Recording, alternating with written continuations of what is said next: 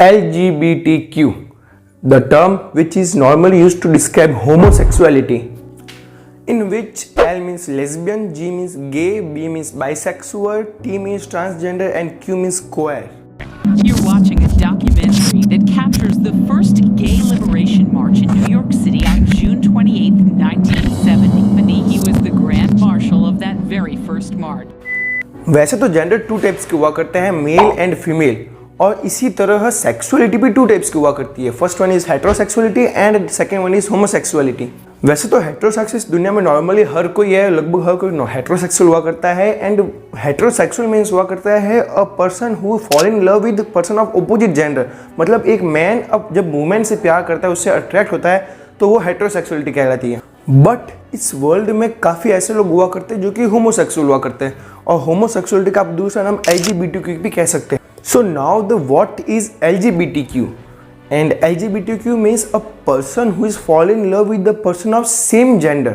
और LGBTQ में 4-5 जो ये टर्म्स है उनका मीनिंग होता है। फर्स्ट L यानी लेस्बियन, जब कोई लड़की लड़की की तरफ ही अट्रैक्ट हो जाती है और उससे ही प्यार कर बैठती है। And second one is G यानी होता है गे, जब कोई आदमी आदमी से ही प्यार कर बैठता है या फिर उसकी तरफ अट्रैक्ट होने लगता है।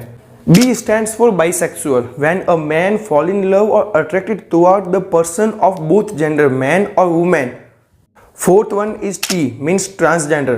मतलब एक वुमेन अपना जेंडर चेंज करके अगर मैन बनती है तो उसको ट्रांसजेंडर कहेंगे। ऐसे जब मैन एक अपना जेंडर चेंज करके वुमेन बनता है तो उसको भी ट्रांसजेंडर कहेंगे। And fifth one is I, means intersex, when a person feels that he is both man or woman from inner side। And the last one is Q, means queer. मतलब एक इंसान जो कि अभी तक भी अपने जेंडर को लेकर कंफ्यूज है। अगर कोई बॉय है तो अभी तक भी कंफ्यूजन में है कि वो क्या वुमेन में बेटर रहता है या बॉय में बेटर है।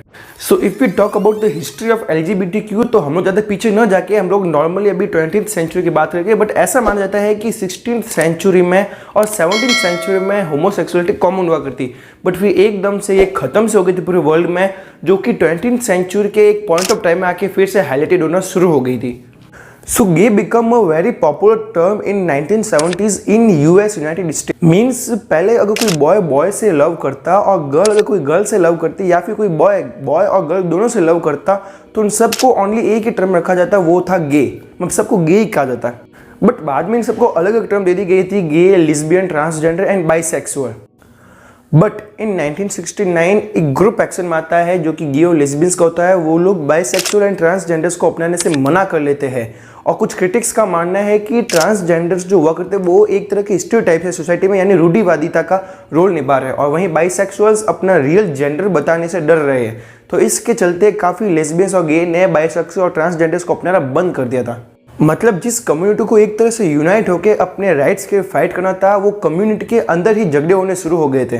और इस टाइम पीरियड के दौरान हर कम्युनिटी अपनी खुद की ओन आइडेंटिटी को डेवलप करने के लिए स्ट्रगल कर रही थी। और फिर लेट 1990s के दौरान इनके बीच में जो भी दुश्मनी थी वो सब सुलट गई और सब यूनाइट हो गई। एंड इन 2016 एक और टर्म जुड़ा LGBTI के साथ, जो कि था Q, means queer, a person who didn't know his real gender. मतलब कोई वुमेन है तो वो अभी तक सोच में है कि मैं वुमेन में बेटर हूँ या फिर मैन बन जाऊँ तो बेटर रहेगा। अगर कोई मैन है तो वो अभी तक भी कन्फ्यूज है कि मैं मैन में बेटर हूँ या फिर वुमेन बन जाऊँ तो बेटर रहेगा।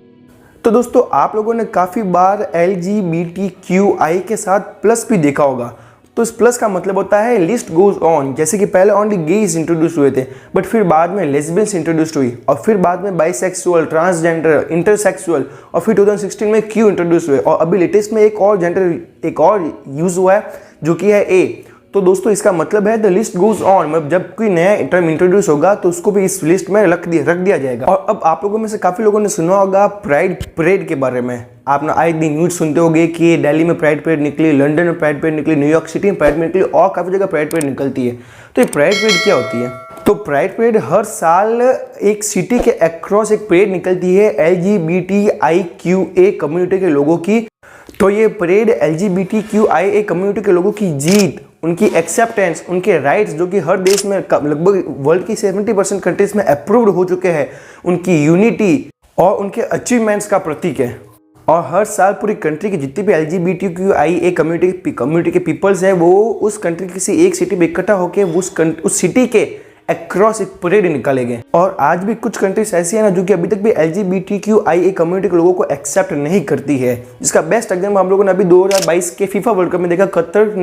कतर गवर्नमेंट ने LGBTQI पीपल कम्युनिटी के पीपल्स को बैन कर दिया था अपनी कंट्री में आने से।